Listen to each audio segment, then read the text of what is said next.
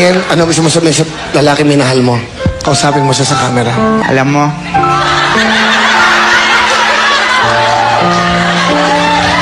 namimiss na kita. Naalala ko yung ginagawa.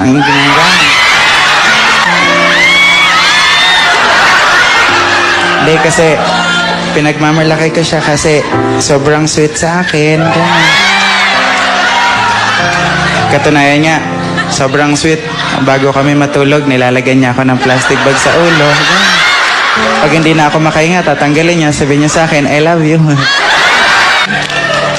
Siya yung lalaking nagturo sa akin kung paano magtipid sa buhay. Katunayan, pagkakain kami, ang ulam niya, pork chop. Ganun. Sa akin, ketchup. Masaya ako sa kanya. Proud na proud ako. Kasi, never siyang nahingi ng pera sa akin. So, sana lang kumukuha sa wallet ko.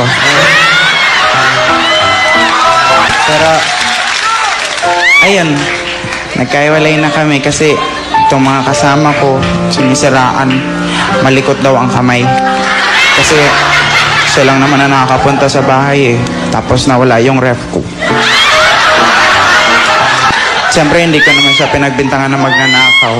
Kasi mahal na mahal ko siya. Inisip ko na misplace ko lang.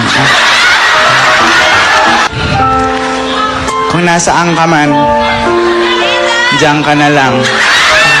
Mali mo! Gago! Galing!